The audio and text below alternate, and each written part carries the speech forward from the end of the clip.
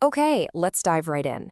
We're going to pull back the curtain on the hidden world of geopolitics, and this is all based on the pretty stunning claims of a former CIA agent.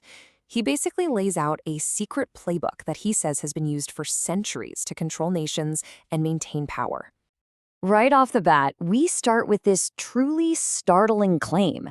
Let that sink in for a second. According to him, the long-running conflict between India and Pakistan isn't just some regional issue. No, he alleges it's a situation that superpowers have an active interest in keeping alive. This one quote really sets the stage for a totally different way of looking at global politics.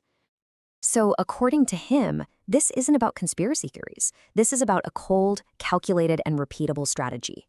It's a game played by the most powerful nations at the absolute highest level. And it's all designed for one thing: to make sure they stay on top. All right, so how is this game of global control actually played? Well, the agent describes a method that is, somehow both incredibly complex and disturbingly simple at the same time. He claims the core idea is something we can all wrap our heads around. You create conflict between your rivals to keep your own advantage.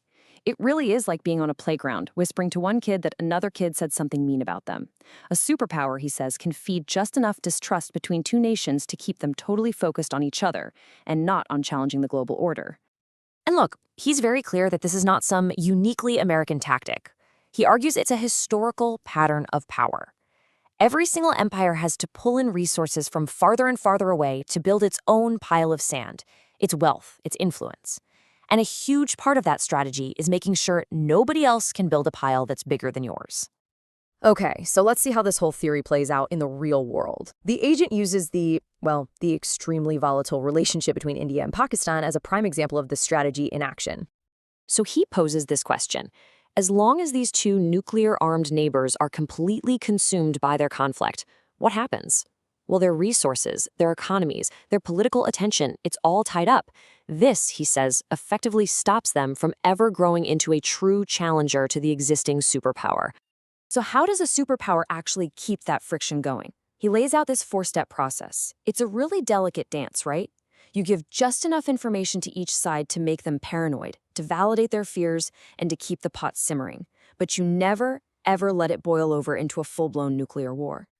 And what's the result of all this manufactured instability? A permanent customer. It's pretty simple.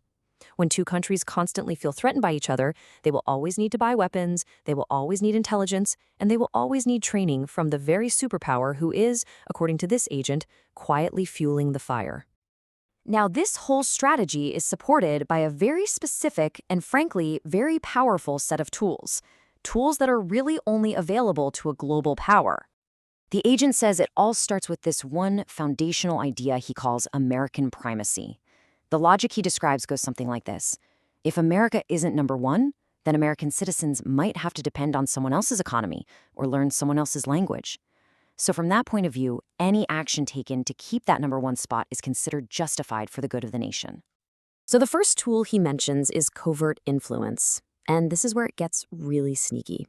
We're not talking about tanks and soldiers here. We're talking about shaping what people think. He claims that by funding opposing media, creating fake online narratives, and planting stories, an outside power can turn a country's internal divisions way up until it's basically at war with itself. Then you've got tool number 2, currency manipulation. And he argues this is one of the most powerful and least understood weapons out there. A superpower can, almost overnight, devalue a country's currency, making everybody in that country poorer until their government agrees to a new trade deal or policy. It's economic warfare, and it happens without a single shot ever being fired. But here's the thing. According to the agent, this entire playbook, it's starting to get less effective. And not because it stopped working, but because the world itself is going through a fundamental change. He describes this absolutely massive shift. For decades, he says, we lived in a unipolar world, right? Dominated by the United States and its ideology. But now, he says we are in a bipolar world. There's a new Eastern power, led by China, and it's offering a completely different way of doing things. So you've got pole number 1, the Western Bloc, led by the US, it's ideology-driven, exporting democracy and human rights along with its economy. But the agent argues that years and years of very expensive wars fought over this ideology have actually weakened it, and its grip on the world is slipping. And then you have the challenger, pole number 2, the Eastern Bloc, led by China. And their approach? Pure pragmatism. They offer economic deals without caring about your internal politics. You can be a democracy, a monarchy, whatever. It doesn't matter as long as you're ready to do business. And for a lot of nations, that's a very attractive offer. And the agent says the absolute clearest sign of this new reality is the move away from the US dollar. For decades, the dollar has been the world's reserve currency, which gives the US just immense economic power. So when you see countries like India, Russia, and China starting to trade for oil in their own currencies, that is a direct challenge to the very foundation of American economic primacy. So this new reality brings us to a really critical moment, a turning point in history, where intelligence, influence, and this quiet shadow war matter more than they ever have before.